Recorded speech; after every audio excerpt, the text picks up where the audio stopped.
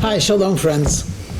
You know, in English we have an expression, you can rely on so-and-so, he'll go the extra mile for you. But I have to tell you, some people are naturally givers, fighters, they're dynamic, they will go the extra mile for you. And then there are those who miss the exit, and they also go the extra mile. Two different personalities, but the bottom line is both of them will do the extra mile. You know, there's a lot of discussion about the pandemic fatigue. And I understand that you understand that everyone is waiting for God to help and heal the world. But I have to tell you at the same time, there are many people that have taken this as opportunities. They've developed new hobbies. There are families that have gotten closer. There are people that have found out the beautiful spots literally within walking distance of their neighborhood. And there are people that have done a lot of volunteering, actually helping people. And of course, then there are the others, which me and you might be one of them, hopefully not, but we know that we missed the exit and now we have to go the extra mile. Instead of seeing it as opportunities and as a wonderful time slot for us to truly grow. And it's so different, the word challenge from opportunity, it actually changes everything. Our holy Rabbi, the seventh Rabbi of Chabad, Rabbi Schneerson, he was a master in using language just to revolutionize thinking. I'm going to tell you one short story. I think her name is Mrs. Shana Teichtel, she's been the principal of the flagship high school for Jewish girls in Crown Heights, Beth Rivka. So it's a Chabad school, very large. I think they have like 16 or 1700 students, and she's been the principal. So she writes in the following. She says some more than 30 years ago, when she was still a teenager, she's a religious girl, and there came time to go to high school. Her sister had gone to a high school, I think it was in Borough Park, called Beis Yaakov, and it had a sterling reputation. Kids were good, the teachers were good, and that's where she wanted to go as a high school. But in Chabad and in the Crown Heights community, that year they opened up Beth Rivka. So her parents, being that they are Chabad followers, said, you know, you're not going to Beis Yaakov, you're going to our own. They're opening up a high school, that's where you're going. She was very upset. And she wrote a letter to the Rabbi as saying, I don't want to go to this school. It's a brand new school. They're just starting. I don't want to be a guinea pig. I don't want to be an experiment. I want to go to a school that's established, that has sports teams, you know, the usual. The Rebbe got the letter and circled, I don't want to be an experiment. I think she used the word a pig, and circled it and said, pioneer. She says, she got back the letter, and the Rebbe made her a pioneer. And that spoke to me. Because she's a dynamic girl. She says, at that time, I wanted to conquer the world. I was going to swim over oceans. You know, I could do anything. So, but imagine, it's the same school that just started. Without a doubt, they would make mistakes. And they certainly didn't have the clout of Beis Yaakov. But who could resist being a pioneer? Well, my friends, this is the time when we actually, when we're actually asked to go to that extra mile. Now, I could almost hear you say, look, we're tired of these feel-good stuff because it's all not good. Everyone keeps saying, every rabbi and every rebbitzin who's being recorded keeps talking about how it's opportunities. It's not opportunities. I'm not going to work. all of my usual normal routines have changed, and not for the better. So I want to tell you another story. The story happened in 1940.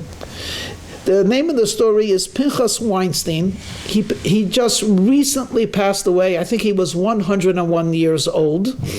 And he lived to see grandchildren, great-grandchildren, and a great-great-grandchild, and a magnificent family. So here's a story that he himself repeated constantly to his grandchildren and great-grandchildren.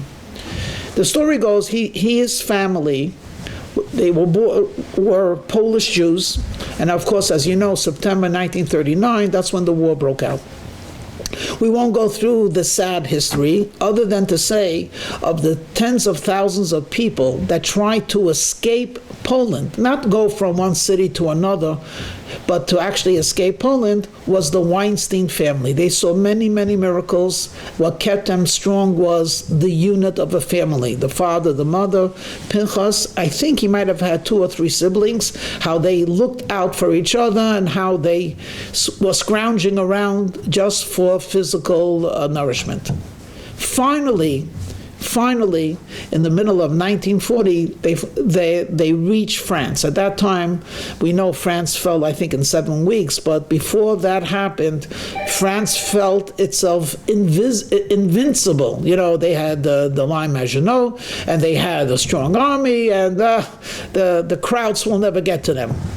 So they come to Paris, which had a big Jewish community, and they were given an apartment, and they were hoping that they would be able to wait out the war with a Jewish community, and then at the end, no one imagined what would turn out to be a 5-year war and a 6 million Jew annihilation. They were hoping to go back to.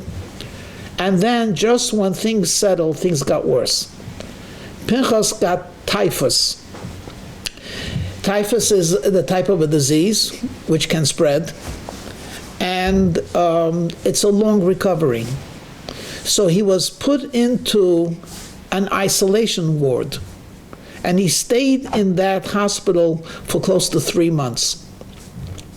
Being that it was an isolation ward, it was actually off the usual hospital corridor, and his parents were not allowed to visit. And essentially he was very, very ill, slowly recovering, and during this close to 3-month rehabilitation, he was convinced that nothing could be worse.